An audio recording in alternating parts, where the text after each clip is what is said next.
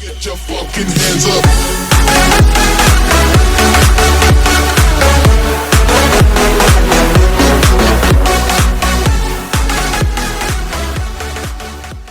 Muy buenas, Pablo. ¿Qué tal? Encantado, Oscar.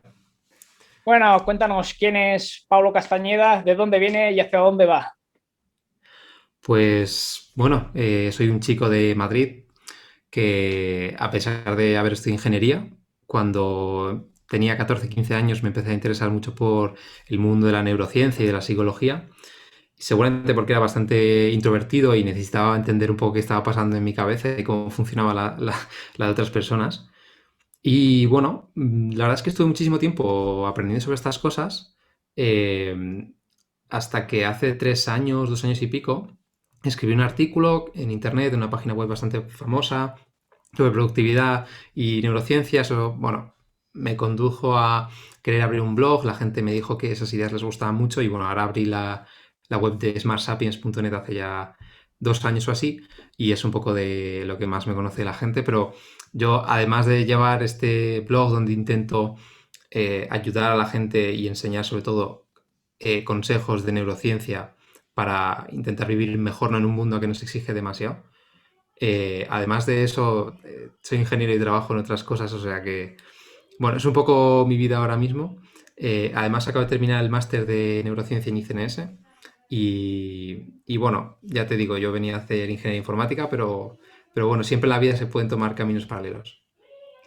En primer lugar, te quiero felicitar por el blog porque subes contenido muy, muy curioso y muy interesante para la gente que quiera saber aprender mejor. Incluso creo que has hecho una charla TED sobre esto hace poquito. Sí, sí, tuve la suerte que me llamaron de TEDx en un TEDx de Madrid joder, tuve la oportunidad de hablar sobre el aprendizaje y tal. Bueno, ya cuando esté subido os lo pasaré y la gente que está escuchando el podcast pues es posible que ya esté subida porque me dijeron un mes, no sé cuándo están escuchando esto, pero seguramente ya esté subida. Hace unos pocos meses también sacaste un libro, Guía para dominar tu descanso, optimiza tu sueño noche tras noche. ¿Y qué te llevó a interesarte sobre el sueño y todo lo que conlleva ello? Si quieres cuento un poco mi historia, Sí, porque claro. yo cuando tenía 14, 15 años estaba estudiando con muchas personas, bueno, los accesos, o sea, los exámenes para acceder a la universidad. Y por entonces yo quería estudiar una carrera con una nota muy alta y me exigía muchísimo. Además, estaba en un colegio pues bastante competitivo y bueno, mi entorno durante todos los días era ir a clase, estudiar y así todo el rato, ¿no? Y según se fueron acercando los meses a las pruebas de acceso a la universidad, empecé a tener problemas de sueño y no sabía por qué. Básicamente al principio me despertaba mucho antes, en plan a las 5 de la mañana ya estaba despierto y no entendía nada. Y eso me estuvo pasando durante meses y meses. Y claro, eso me empezó a meter en un círculo vicioso de, imagínate, de dormir 5 horas todos los días y nunca poder dormir nada más que eso. Los fines de semana me acostaba más tarde y encima dormía 10 horas del tirón. El estrés que iba acumulando, el no poder aprender, el estrés de no poder aprender, o sea, al final es como que estaba creando un insomnio que afectaba a mi día a día y el día a día afectaba al insomnio, era horrible. Y cuando llegaron la época de los exámenes, eh, tuve un estrés, no sé si llamar crónico, pero sí estuve bastante mal.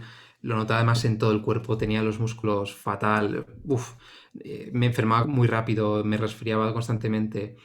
Y, y me pasó que intenté mejorar este sueño, pero era muy difícil. No fui a ningún psicólogo, no fui a nada. Básicamente era yo intentando dormirme, no tomaba ni suplementos, no hacía nada así. Lo único que me tomaba pues una infusión o cosas así que cualquiera tiene por su casa, pero... Y lo pasé muy mal, tuve que hacer los exámenes porque te queda otra. Y cuando salí me acuerdo de los exámenes y estaba volviendo a mi casa ya del último, pensé, yo tengo que cambiar mi vida aquí, no puedo seguir así. Llevaba como medio año con problemas y como 2 semanas con problemas ya muy graves en plan de no puedo seguir así. Y desde entonces empecé a investigar un montón, a leer libros, ya que tenía tiempo libre y era verano, sobre el sueño, cómo funciona y me empezó a abrir la mente muchísimo. Y claro, después ya con la apertura del blog hace 2 años y tal, me planteé el escribir un libro, que es una cosa que puede parecer como muy grande, ¿no? O sea, escribir un libro, wow, pocas personas en el mundo pueden escribir un libro. Pero yo venía aprendiendo tanto que pensé, es que esto me gustaría que la persona que estuviera en esa situación que estuve yo pueda aprender a dominar su descanso, que es lo que necesitaba en ese momento. Y nada, estuve ahí 6 meses trabajando en el libro, intentando escribir algo que no solo dé consejos que ya hay en internet, que, repito, está bien, pero creo que hay que ir como a la base. Es un libro científico y que intenta explicar de verdad cómo funciona el sueño.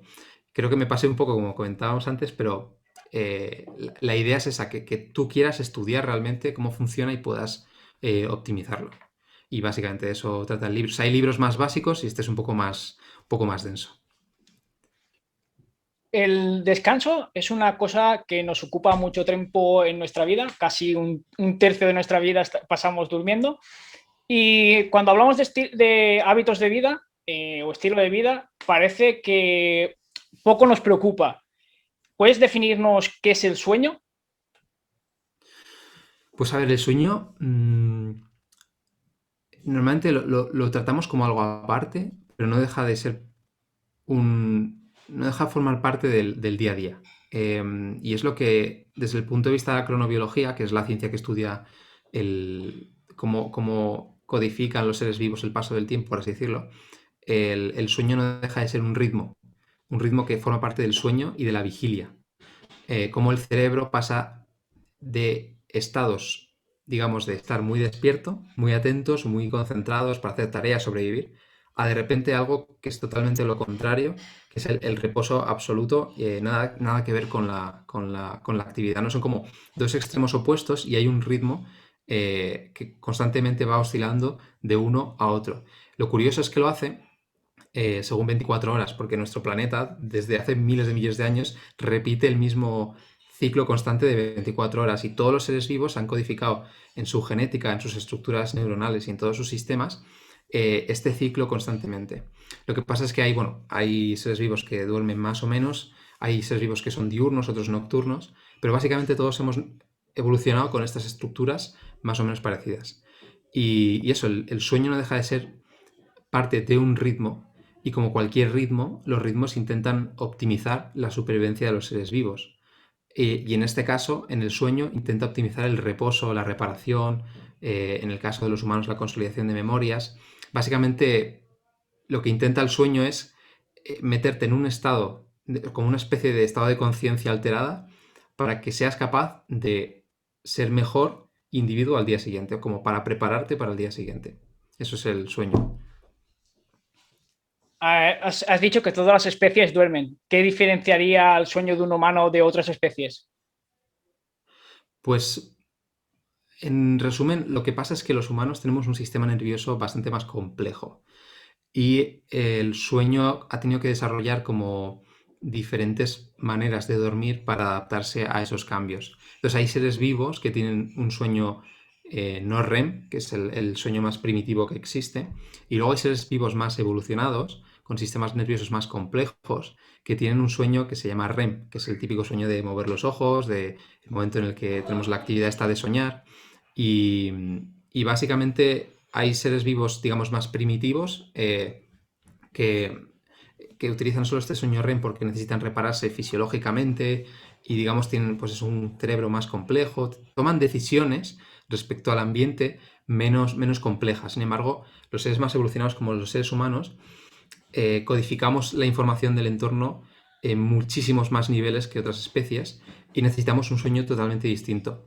Entonces, hay seres vivos que tienen sueño no REM, simplemente, y hay seres vivos como los seres humanos, que vamos alternando entre ese sueño no REM, que forma parte de todos los seres vivos, más un sueño REM. Entonces vamos como alternando básicamente esas fases. Pero es curioso porque cuando se estudia esto, no se encuentra ningún ser vivo, o yo no me he dado cuenta estudiándolo, que no duerma. O sea, el sueño forma parte de la vida. Es como una cosa intrínseca. Sí, es curioso. Al final hasta las bacterias duermen, que sobre todo se ha visto en cianobacterias que tienen un ritmo y que tienen un cierto descanso, porque no se podría llamar tampoco sueño. Bueno, has hablado de fases del sueño. ¿Puedes explicarnos un poco qué son las fases del sueño y cuáles serían sus principales funciones? Pues aquí hay una cosa. Si te preguntas por qué cuando vas a dormir de repente te tumbas y al rato estás dormido y luego al día siguiente mágicamente te has despertado, como si nos hacemos esa pregunta de qué narices está pasando, porque no es arte de magia que suceda, el sueño no es arte de magia. Lo que se ha encontrado cuando se estudia el sueño es que vamos, esas 8 horas, entre comillas, ¿no? que hay que estar en la cama, no son 8 horas de reposo, sino que son 8 horas en las que el cerebro está muy, muy activo.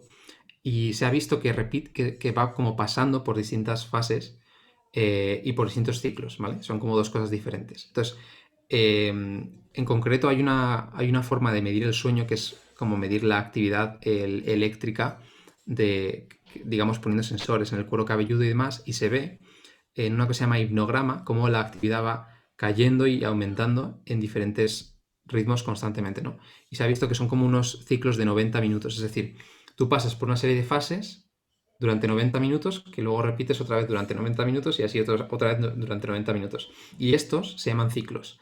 Y cuando miras la literatura, digamos, aprendes un poco a ver que realmente no tenemos que dormir por horas, sino por ciclos de 90 minutos.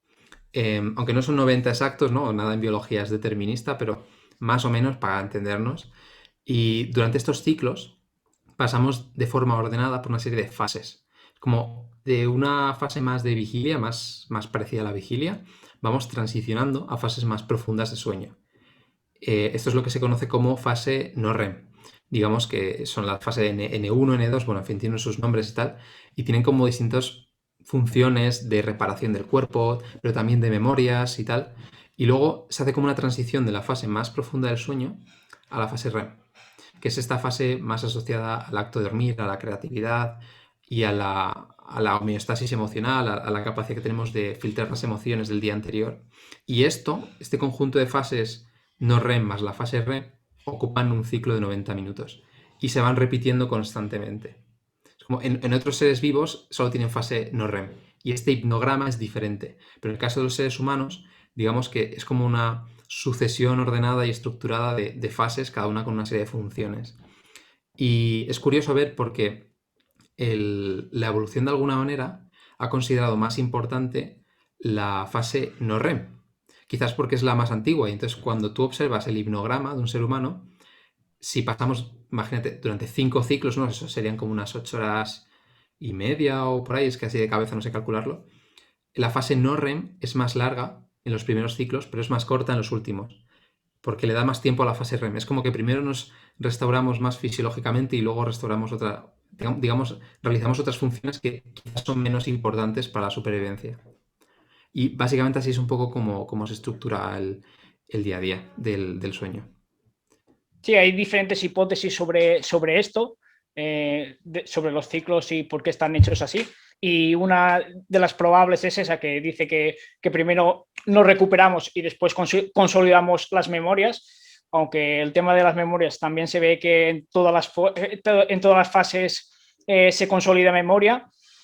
Y se habla mucho de cronotipos. Y explícanos un poquito qué serían los cronotipos y si en torno a eso deberíamos de dormir todos a la misma hora o acostarnos a la misma hora. Esto es muy curioso porque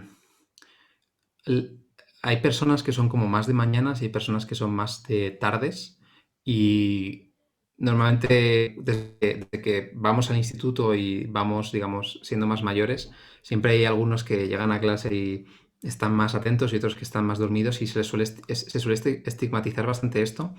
Y se ha visto que hay personas que por diferentes causas, o sea, es un tema muy, muy complejo, no solo genético, sino ambiental, hay todo tipo de causas en esto. Hay personas que tienen ritmos más lentos y hay personas que tienen ritmos más rápidos. De forma que hay algunos que, por ejemplo, a las 10 de la noche quieren irse a dormir y que luego se van a despertar a las 6 de la mañana.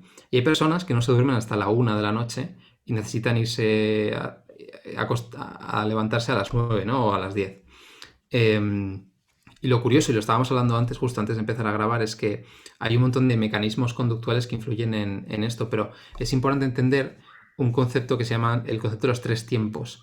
Uno es el tiempo interno que codifican tu organismo y tus células. que es como lo que se conocen como los relojes biológicos. Luego está el tiempo ambiental, que es básicamente el día, ¿no? Y luego está el tiempo social, que es la hora oficial que nuestro país nos impone, los horarios de trabajo, las actividades con otras personas, etcétera, ¿no? Entonces, cuando estos tres tiempos se alinean de forma perfecta, es cuando, digamos, se expresa bien el cronotipo de una persona. Y no entra en lo que se llaman cronodisrupciones, ¿no? Que es como el caos al que sometes al cuerpo cuando, digamos, tú quieres levantarte a las 9 de la mañana, pero en tu trabajo tienes que levantar a las 6, y luego, claro, como eres un cronotipo más tardío, te vas a dormir a la 1 de la noche y entonces estás restando horas de sueño, ¿no? Cuando sincronizas estos tres tiempos, eres capaz de expresar tu cronotipo de forma correcta. Y es curioso porque, según se ha visto en algunos estudios, tiene o sea, desde el punto de vista evolutivo, yo no sé si esto, o sea, no conozco las causas y la razón de esto, tendría sentido que hubiesen personas de la misma tribu que se despiertan antes y otras después, para que siempre haya gente que está, digamos, alerta, ¿no? A ver qué pasa en el exterior. Y se ha visto que la mayoría de las personas tenemos un cronotipo de tipo intermedio, ¿no? Que básicamente nos iríamos a dormir a las 11 y nos despertamos a las 7, por decir algo. Y hay menos personas que tienen uno más temprano o tardío, que son los conocidos como alondras y búhos. Y es curioso por esto, o sea, no conozco bien la causa de esto, pero sí que es verdad que hay menos búhos y menos alondras que tipos intermedios. Y aquí, por cierto, hay un problema, y es que hubo un estudio que estuve leyendo en el que se cogía a un grupo de jóvenes que decían ser búhos, es decir, cronotipos tardíos, cuyos ritmos van muy lentos. Y entonces quisieron confirmar si se debía a creencias de este tipo de personas y al tipo de vida que estaban llevando. Ya sabemos todos el tema de las pantallas, el tema de la actividad por las noches, todo esto, ¿no? Querían ver si realmente era un cronotipo tardío o es que lo habían creado ellos mismos. Y se les llevó como una especie de campamento, ¿no? Como un bosque hasta unos cuantos días en los que inevitablemente van a exponerse a la luz natural, a la temperatura ambiental, a todo lo que durante millones de años hemos estado en contacto con eso, ¿no? Y se vio que la grandísima mayoría de esa gente, o sea, al final acababan, digamos, moviendo sus ritmos para tener un cronotipo más intermedio. Y casi ninguno era búho como realmente creían que era. Así que, digamos, la moraleja de esto, bueno, moraleja, realmente la conclusión de todo esto es que necesitamos exponernos más a los estímulos ambientales o evolutivos, o llámalo como quieras, para que nuestro cronotipo se exprese de forma correcta. Porque si no, acabamos creyendo que somos un tipo que no somos. Sí, el estudio que mencionas anteriormente he visto alguno con los Hadza en el que se veía que los más jóvenes casi coincidían con los más viejos, que unos eran matutinos y el otro eran más tardíos, y creo que solo pasaban solo 20 minutos sin que hubiera nadie despierto, y eso tendría cierta ventaja evolutiva a que fueran presa de algún depredador o fueran atacados por unos enemigos. Entonces tiene cierta manera de razón para verlo. En cuanto a lo de los niños, también había leído ese estudio y es muy bonito y está muy bien hecho. Y totalmente de acuerdo. A veces los cronotipos que se creen no están correlacionados con nuestros genes. Y así, a grosso modo, ¿podrías decirnos las principales funciones que tiene el sueño? Bueno, esta es la pregunta del millón. Las principales funciones del sueño. Bueno, básicamente el sueño participa en prácticamente todas las funciones del organismo. O sea, digamos que necesitas el sueño para tu salud ósea, tu salud muscular, tu salud cardiovascular, para restaurar memorias, para conectar, entre comillas, ¿no? Por si alguien no nos está viendo, puntos en tu cabeza de conocimiento, por así decirlo, para ser más creativo, que en el fondo no deja de ser modificar tus esquemas de cómo interpreta tu cerebro el mundo, ¿no? Ah, desde tu sistema inmune, eh, mm, todo tipo de restauraciones, básicamente. O sea, el sueño participa a todos los niveles, a todos los niveles. Que por cierto, hablando de esto, del sistema inmune, hay unos cuantos estudios que asocian sistemas inmunes más complejos o más fuertes, no sabría decir cómo definirlo, a un mayor número de glóbulos blancos. Es decir, que parece como, o sea, digamos, me explico otra vez. Duraciones de sueño más largas se asocian a seres vivos con un sistema inmune más complejo. O sea, es como que de alguna manera invertir en sueños, invertir en mejor supervivencia desde el punto de vista del sistema inmune. Y, a ver, el sueño participa en todo. O sea, la cuestión es, yo siempre digo lo mismo. Las personas que piensan en optimizar el sueño y sobre todo restar horas de sueño para ser más productivos y demás, la pregunta es ¿qué ganas con eso? Vale que es un tercio de nuestra vida que nos pasamos durmiendo y que es demasiado tiempo, ¿no? A priori es como una pérdida de tiempo bastante grande, pero realmente el sueño te está haciendo mejor para el día siguiente, no es una pérdida de tiempo, es una inversión a todos los niveles.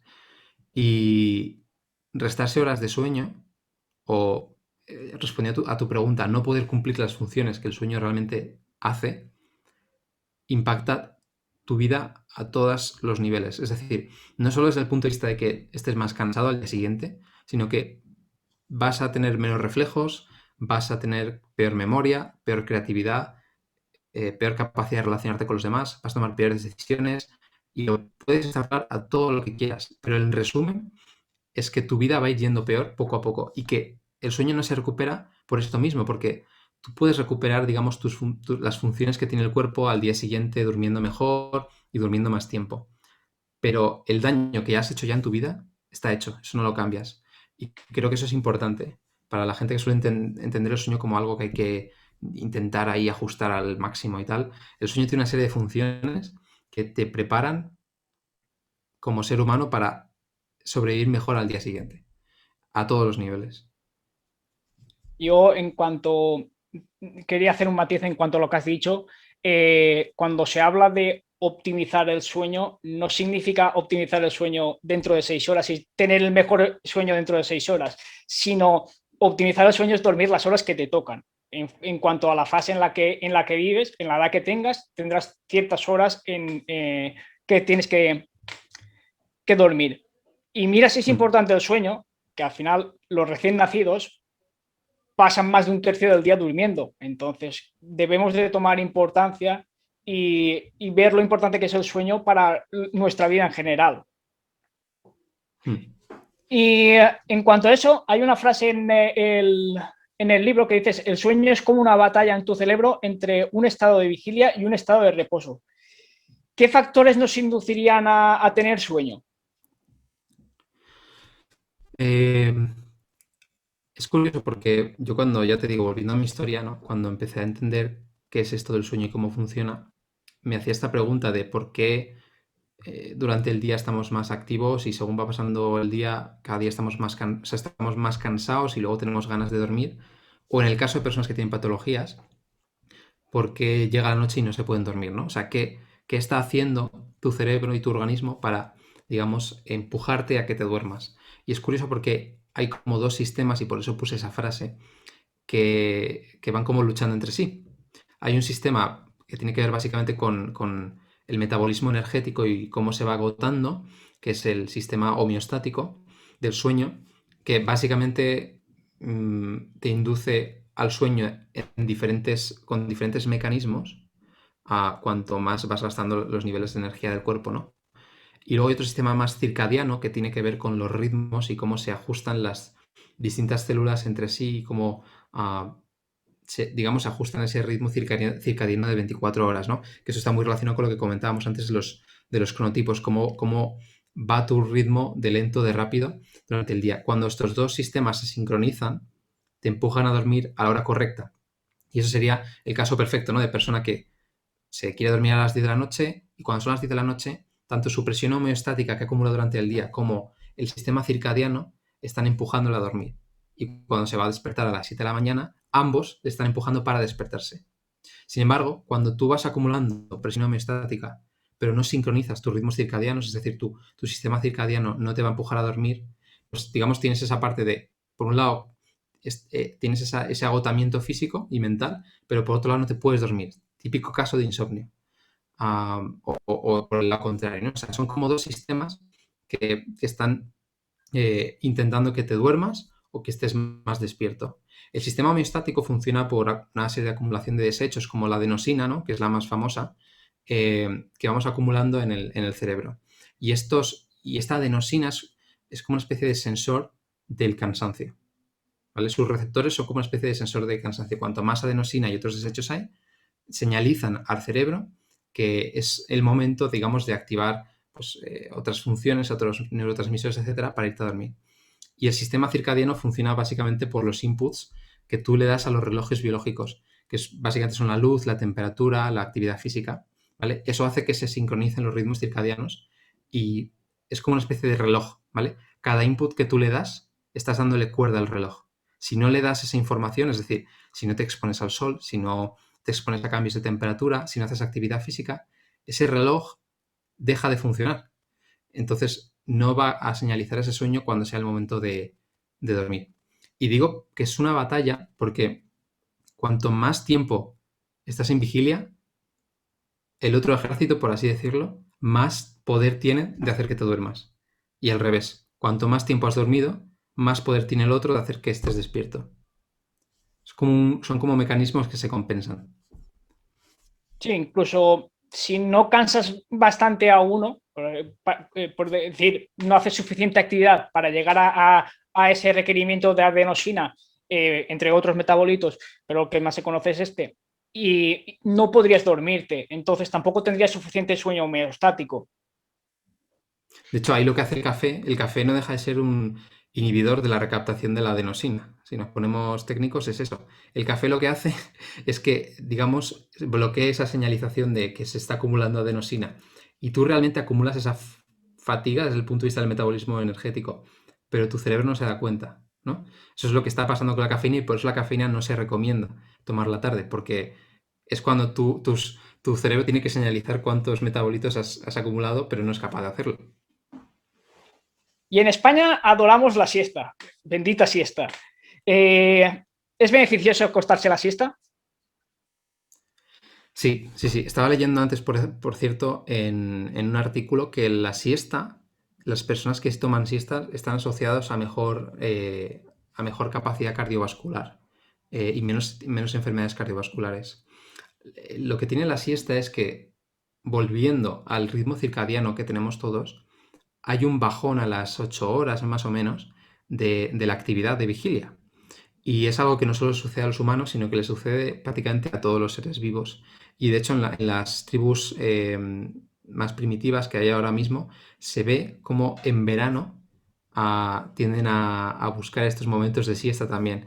Y de hecho hay empresas también que están pagando a empleados por dormir la siesta porque tiene un montón de beneficios desde el punto de vista de reducción del estrés que has acumulado durante toda la mañana y desde el punto de vista mental, ¿no? Por así decirlo, de restaurar memorias, es decir, de todo eso que has acumulado en tu memoria de trabajo y que tienes por ahí pululando en tu cabeza, de repente es como que lo mandas a donde tiene que irse y lo filtras y lo ordenas, ¿no? Como si cogieses archivadores y pusieras todas las páginas donde tienen que ir. Y luego además te sirve también para eh, pues favorecer esa creatividad más a largo plazo. Y además hay estudios donde se ha visto que personas que memorizan palabras y se echan una siesta son capaces de recordarlas con mejor ratio que las que no se la echan. O sea que es una inversión muy muy corta de unos 15-20 minutos que es súper súper beneficiosa. A eso iba yo ahora. ¿Serían igual todas las siestas de largas? Claro, aquí si volvemos a lo que estábamos comentando antes, tú cuando vas a dormirte vas cayendo en fases profundas de sueño. Y hay que entender una cosa, tu cerebro, cuando va cayendo en esas fases, va cambiando su configuración, no su configuración, sino su forma de funcionar, que está alejada totalmente de la vigilia, ¿vale? A nivel de neurotransmisores, del sistema nervioso, de todo, ¿vale? Es un estado de reposo que nada tiene que ver con la vigilia. Si tú entras en el estado más profundo de sueño y te despiertas en ese momento, es cuando encuentras dolores de cabeza o te encuentras mal en general. Y por eso las personas que duermen la siesta sin despertador, hay días que por arte de magia se despiertan perfectos y otros que no. Y esto tiene que ver con la duración del sueño, de la siesta. Si haces la siesta muy larga, puedes acabar en fases profundas. Pero si te limitas la siesta a 25 minutos máximo, te aseguras de que como máximo vas a llegar a la fase N2, que es como una fase intermedia entre la fase más de vigilia y de sueño profundo. Y en esa fase es donde se da una serie de sucesos que en el cerebro para restaurar las memorias y, digamos, bajar los niveles de estrés y tal. pero sin llegar a fases profundas, es a lo que quiero llegar. Por el contrario, si lo que quieres es dormir mucho durante una siesta, habría que intentar cumplir ese ciclo entero, porque al terminar ese ciclo vuelves a estar, digamos, más cerca de la vigilia otra vez. Entonces, la idea es o duermes siestas de unos 25 minutos o las duermes de 90. Eliges una de las dos. Eso sí, la de 90 minutos va a reducir esa presión homeostática del sueño. O sea que hay que asegurarse que realmente estás llevando mucha actividad a tu día. Por ejemplo, los deportistas, no hay ni un deportista de élite que no duerma la siesta. Es que es raro no ver a uno que no duerma la siesta. De hecho, en el mundo de los deportistas de élite, lo leí hace poco en un libro, hay una hora sagrada y es la hora de la siesta. Los agentes de los futbolistas, por ejemplo, nunca se llaman entre ellos a la hora de la siesta porque se entiende que todos están ahí durmiendo. Y es porque pasan tanto tiempo sometiendo un estrés a su cuerpo que esos momentos de siesta, digamos, esa acumulación de horas de sueño les beneficia muchísimo. Sí, al final es que si no duermes lo suficiente, podría venirte bien esa siesta. Y si tienes mucha actividad durante el día, dormir esa siesta te vendría bien para limitar esa recaptación de adenosina que te empujaría al sueño homeostático a horarios que no serían los normales. Y bien, al final, pues, menos mal que me has dicho que la siesta es buena. ¿Me podrías decir los principales factores que intervienen a la hora de sincronizar y de regular el sueño? Los principales, dices desde el punto de vista circadiano o de... Sí, desde el punto de vista circadiano. Pues hay que entender que los ritmos circadianos, ¿vale? Y esta sincronización por la que me estás preguntando del sueño, tienen como una base molecular que se descubrió hace poco. Y es que hay un núcleo en concreto en el cerebro, el núcleo supraquiasmático, que es lo que se llama reloj central, y es donde hay un grupo de neuronas que están codificando los ritmos del resto del organismo. Aunque luego todas las células van a tener sus propios relojes, pero son como relojes más externos. Hay este reloj central que es como ese director de orquesta. Y es curioso porque este reloj necesita que, como decía antes, le den cuerda para que esas oscilaciones de los ritmos funcionen. O desde el punto de vista más molecular se vayan acumulando estas proteínas que señalizan el paso del tiempo, ¿no? Y hay unos, básicamente, si volvemos a los orígenes de la vida, hay una serie de condiciones ambientales que se han dado siempre, que repito, son la luz, los cambios de temperatura por la noche, bueno, una serie de, digamos, inputs cronobiológicos que afectan a estos relojes y les dan cuerda. Y ya te digo, lo más importante pues es esta parte de la luz y la oscuridad, ese contraste entre la luz y la oscuridad por el día y por la noche, la actividad física, la actividad social con otras personas. Bueno, hay una serie de inputs muy concretos. A mí me gusta entenderlo cómo es el paso durante el día. Y es que el día, desde el punto de vista cronobiológico, empieza por la noche, cuando tú te vas a dormir, porque la melatonina, que es una de las hormonas filogenéticamente más antiguas que existen, tiene una función concreta en los relojes biológicos y es hacer el reset. Es como poner el tiempo a cero. Cuando el tiempo es cero, se segrega esta melatonina. Entonces, es importante entender esto porque tus horarios y tu agenda debería organizarse en base a cuando tú te vas a dormir, no cuando te despiertas. Porque a partir de ahí es cuando empieza todo. Y luego hay que intentar, digamos, mantener esta oscuridad por la noche. Porque si no mantenemos esta oscuridad, se ha visto que el sueño empeora en todos los niveles. Y es que estamos dándole, si hay algo de luz, le damos la señal al reloj biológico de que no es tan de noche, ¿no? De que no hay tanta oscuridad. Y se empieza a desincronizar. Y luego por la mañana lo que hay que intentar es darle los estímulos que evolutivamente hubiéramos tenido.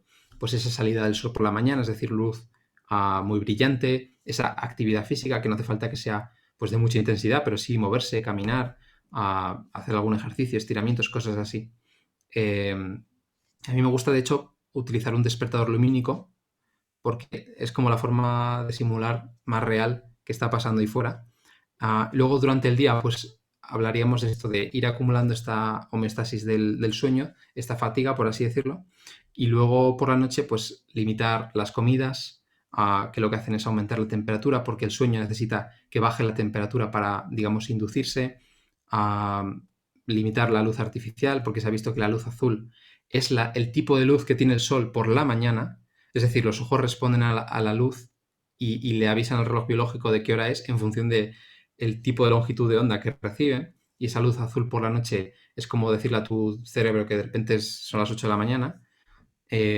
Tener un ritual de sueño, porque eso te va a ayudar a cambiar los niveles de neurotransmisores y ir relajándote muscularmente, etcétera, que es lo que necesita el cuerpo para entrar en fases profundas de sueño. em, y de eliminar la tecnología y demás. O sea, son como distintos inputs que tienen sucesión a lo largo del día y que juntos van sincronizando tanto no solo el sueño, sino la vigilia, que es lo importante. Muchas veces se dice esto de toma 2 copitas de vino para dormir mejor. ¿Y hasta qué realidad tendría esa frase? El alcohol, Mm, el alcohol bueno, nos fastidiaría el sueño, nos lo mejoraría. yo no mira estudios sobre el vino, no sé qué habrán estudiado para poder afirmar que mejora el sueño. Supongo que habrán extrapolado y habrán hecho alguna conclusión muy exagerada, ¿no? Como suele ser en ese tipo de cosas que salen en los medios de comunicación. Pero la cosa es que el alcohol interrumpe el hipnograma, la sucesión de fases del sueño. El alcohol y cómo lo procesa el cuerpo hace que, por ejemplo, no puedas entrar en fase REM. Y si buscas en Google, o bueno, cuando se estudia a la gente que bebe alcohol, cómo es sus fases del sueño, en vez de ir bajando progresivamente a fases más profundas, luego fase REM, y repetir ese ciclo constantemente, es como que se van... eh, como que no puede pasar a la siguiente fase, pasa más lento, luego más rápido, son como cosas súper irregulares. Y es por esto, porque el alcohol de alguna manera, por un lado es sedante, es decir, que la gente como que te quedas más tranquilo y crees que te vas a quedar dormido, pero tiene un efecto sedante que en realidad por detrás lo que está haciendo es que inhibir un montón de vías del cerebro que necesitas tener activas durante el sueño. Y es esto. Básicamente influye muy negativamente en el sueño REM. De hecho, por eso es muy probable que no te acuerdes si bebes mucho alcohol al día siguiente de lo que estuviste haciendo, porque tu cerebro no tiene la capacidad de conectar toda la información y todos esos recuerdos. O sea que el alcohol es horrible para dormir. Aparte de muchas otras cosas que ya sabemos todos, pero para dormir en concreto es una muy, muy mala decisión. No, y además se ha visto que hay caídas muy rotundas de la secreción de melatonina después de la ingesta de alcohol. Hmm. Volviendo un poquito a los ritmos biológicos, ¿cuáles serían los principales trastornos de sueño asociados a estas disrupciones? Volviendo a la parte más de cronobiología, dices. Sí, Am, a- hay un fenómeno, o sea, cuando estos tiempos, digamos, tu tiempo interno que codifican tus relojes biológicos no coincide con el tiempo ambiental, em, tu cuerpo no es capaz de hacer que sus funciones se adapten al entorno. Y este ritmo que lo que está haciendo es eh, optimizar tus funciones, de repente no es capaz de realizar las cosas en el momento que hay que hacerlas, ¿no? Y es cuando se dan lo que se llaman cronodisrupciones. Hay como tres tipos, ¿no? Para entenderlo.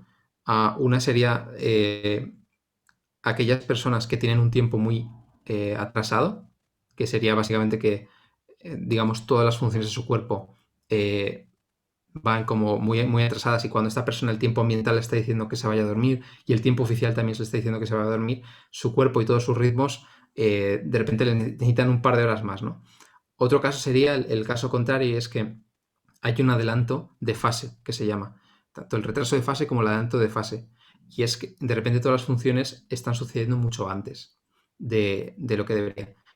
Y esta es como la principal patología del sueño y de hecho yo pienso que muchísimas enfermedades y problemas médicos no dejan de ser cronodisrupciones y problemas circadianos.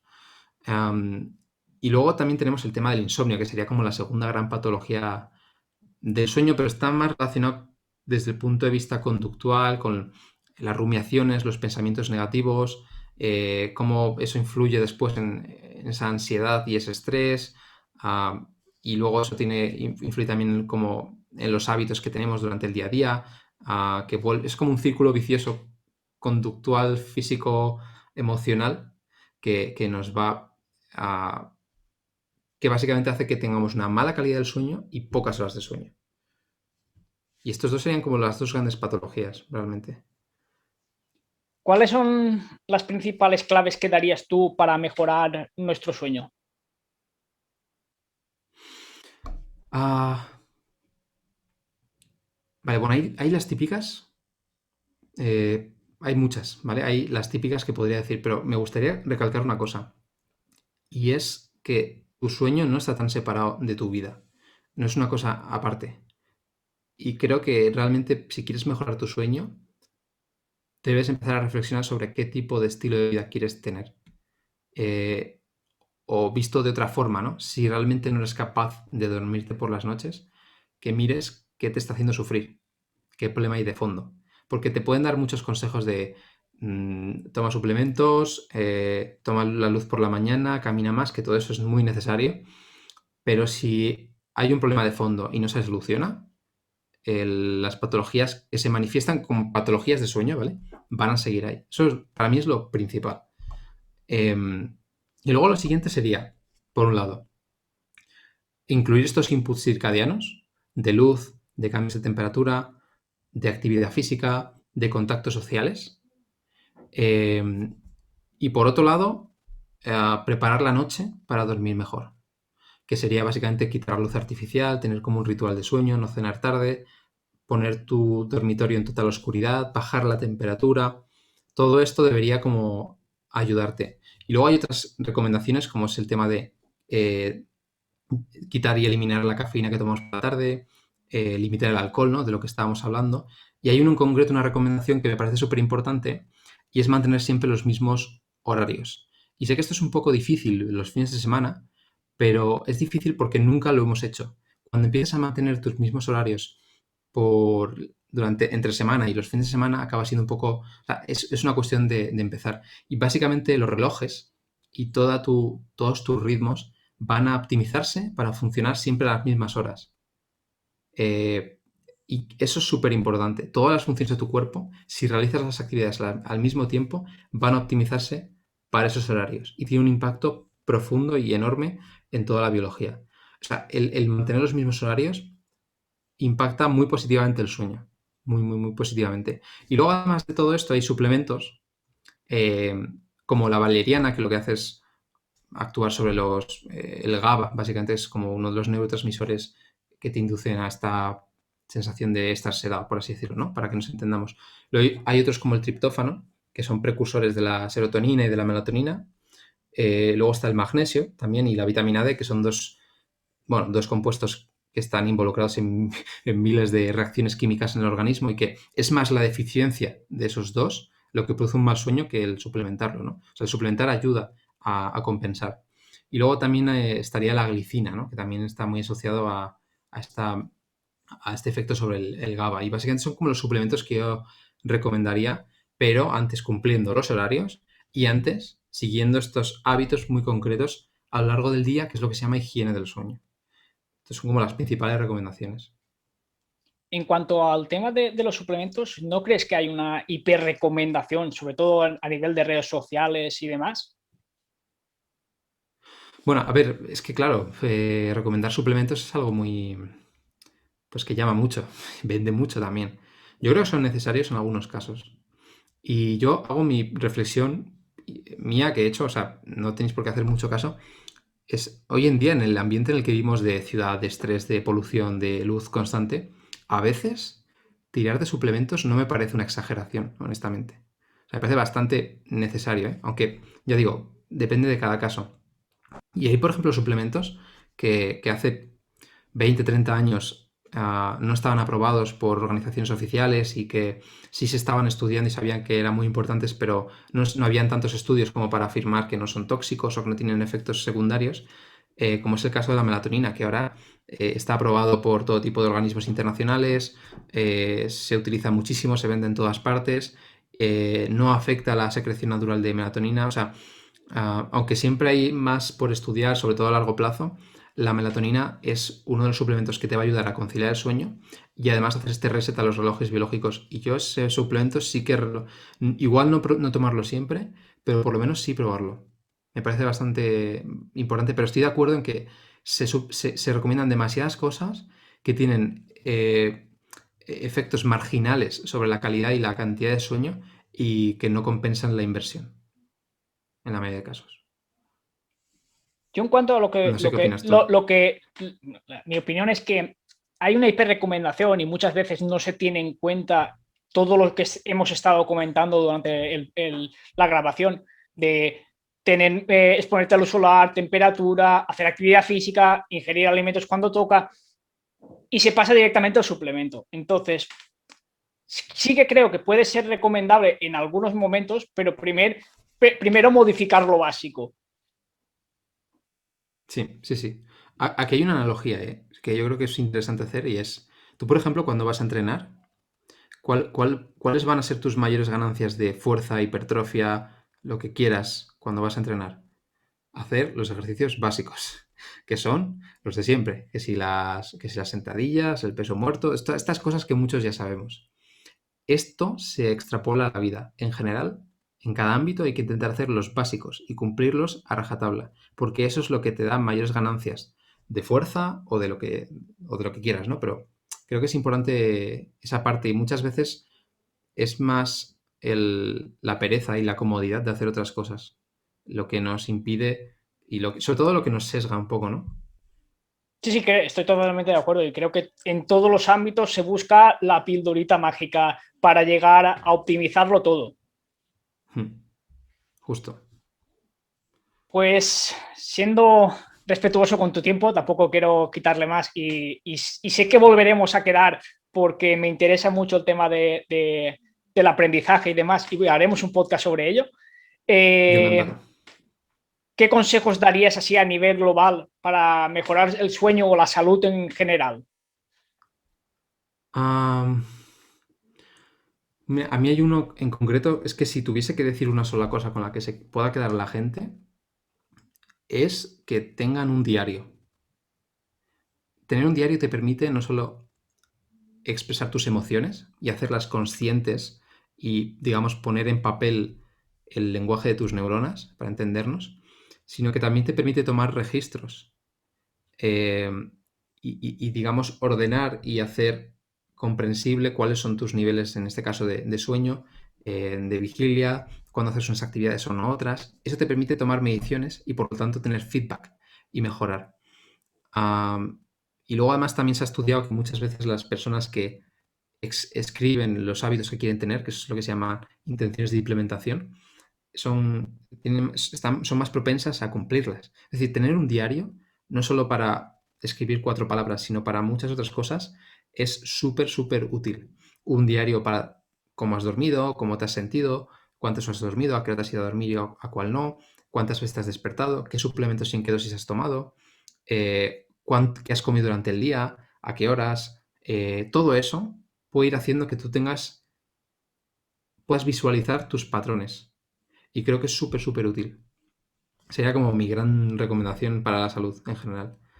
Me gusta muchísimo esa recomendación y es una cosa que no me habían dicho nunca y sí que yo utilizo siempre también un diario porque me gusta, a mí en general me gusta escribir y siempre que tengo algún pensamiento, alguna cosa, llevo siempre mi cuaderno de notas y, y es una recomendación que nunca se dice, siempre se va a los básicos de come bien, hace ejercicio y a veces escribir las cosas nos deja plasmarlas en una libretita donde sea.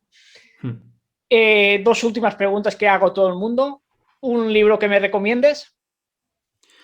Un libro que te recomiende. Ah, vale. Mira, hace poco publicaba en mi comunidad 3 libros que suelo leer cada año y releo y releo y releo. Uno era Maestría de Robert Greene. Otro era El arte de la... No, La guerra del arte, perdona, que es esta relación que tenemos con la procrastinación y el hacer las cosas. Y el otro es El arte de amar, de Eric Fromm, que explica básicamente por qué es amar y por qué amar aplica a todos los campos, no solo a las relaciones sociales, sino al estudio o al trabajo. Como que desarrollarte en distintas disciplinas es crear un amor por esas cosas. Bueno, son 3 libros. Si tuviera que quedarme con uno, me quedaría con Maestría, de Robert Greene. Explica cómo funciona el talento y qué conclusiones saca de todas las bibliografías y información que hay de grandes mentes de la historia. Es el libro que más he disfrutado leyendo en mi vida. Te recomiendo muchísimo. Me los anoto los 3 y la guerra del arte, que no el arte de la guerra, ya sí Son que dos distintos. ya lo he leído y me parece muy, muy interesante. Y como última pregunta, ¿a quién recomendarías para que viniera a este podcast? Esa es buena pregunta. Vale, yo te recomendaría que entrevistes a una persona que creo que no vas a conocer, pero que yo no he entrevistado nunca y tiene un punto de vista sobre el miedo que creo que muy pocas personas están con el derecho digamos, que lo cuenta porque él ha vivido mucho. Es una persona que se llama en Survival Extreme en Instagram. Tiene un libro sobre el miedo. Es que no me acuerdo su nombre ahora mismo, pero le buscas y le encuentras seguro. Y, y es una de las personas que más sabe sobre supervivencia en toda España, básicamente. Te recomiendo muchísimo entrevistarle. O sea, yo no he tenido el placer nunca de hacerlo, pero creo que sería súper, súper interesante. Me pondré en contacto con él porque me parece interesante el tema del miedo, porque se habla poco y parece algo tabú. Y sí que me pondré en contacto con él y hablaré con él y a ver si le apetece hacer esto de un podcast. Y Seguro nada, que sí. cuéntanos por dónde te pueden encontrar la gente y así que si le interesa saber un poquito más sobre ti, que te busque. Pues no hay pérdida. Si buscáis smartsapiens.net, esa es mi casa en internet. Ahí podéis encontrar todo. ¿Y redes sociales y demás? También Smart Sapiens, ahí lo van a encontrar perfectamente. Pues nada, Pablo, con esto y un bizcocho nos despedimos ya. Un placer, Muchísimas Oscar. gracias por todo tu tiempo y A gracias ti, por a ti. regalármelo. Nos vemos. Hasta Chao, luego. chao. Everybody get your fucking hands up.